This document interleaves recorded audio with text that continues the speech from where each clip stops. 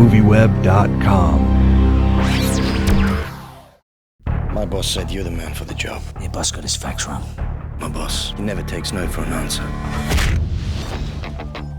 I'm insisting using only the best man for this assignment. One condition.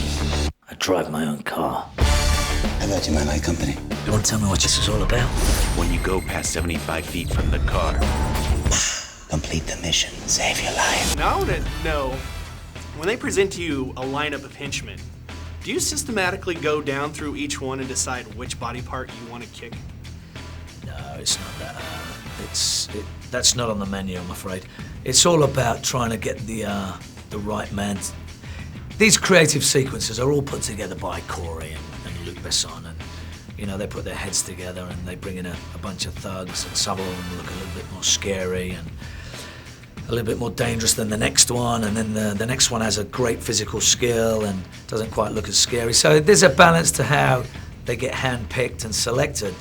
And then obviously we have to try and think about, you know, how we disable this guy and how we knock him out. And so, you know, straight punch to the jaw, it gets a bit redundant. We've seen it a million times, so we have to try and think, do we wrap him up with something? Do we hit him with something new? Do we, you know, put a drill in his knee? Who knows? There's so many different sort of ways to put someone on the floor. So it all depends on, you know, the environment that we're in and what kind of props are in and around in that location.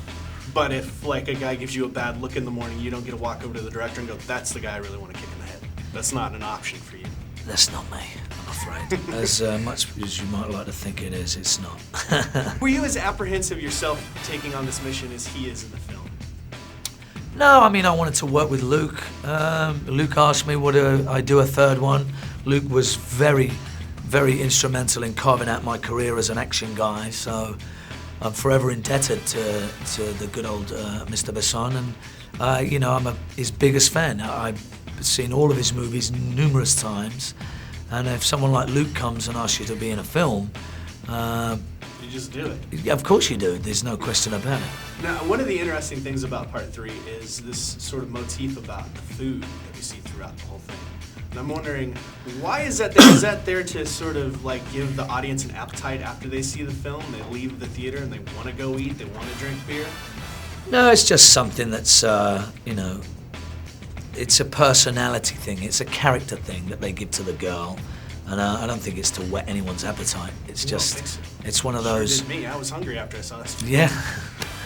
I think it's just to, you know, to lighten the situation at times. You know, here we are driving in a car to meet our doom, and we're talking about cheese and wine and, you know, savory desserts. And you don't think that's going to play into Part 4 where you two are still together and you decide to have a catering business instead of a transporting business? It's very funny, but yeah, I don't know. I'm not the writer. We have to ask Mr. Besson what he's going to do, or if he's going to do Part 4. Oh, and you don't know if there's a baby coming on either. Who you knows? Can't talk about that thing. Who knows? Who knows? Now, I want to know about the underwater scene. When you read that in the script, is that exciting for you to know that you're going to get in this tank of water and be in this water car, or is that something you're a little apprehensive about? No, I love all that kind of thing. For me, it's a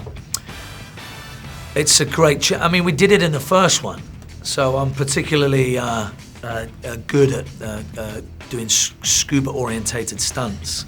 I had a great, extensive sort of week of training with a guy called Jean-Marc Boer, who was, you know, one of Luc Besson's great friends and did most of the security diving for the Big Blue, and so I had the best tuition in the world. So any kind of underwater sequence to me is something that is exciting, not scary. It's a dream. Not a dream, but it's an enjoyable day. I don't know, it looks fun to me. It's better than sitting in the office. On November 26th. They're going to kill us! Do not. You really should think more positive. Step away from the vehicle.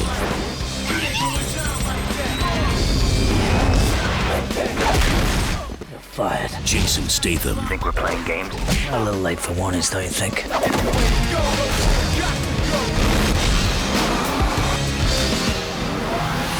Transporter 3. I was wondering when you would call. I've been busy. Rated PG-13 in theaters November 26th.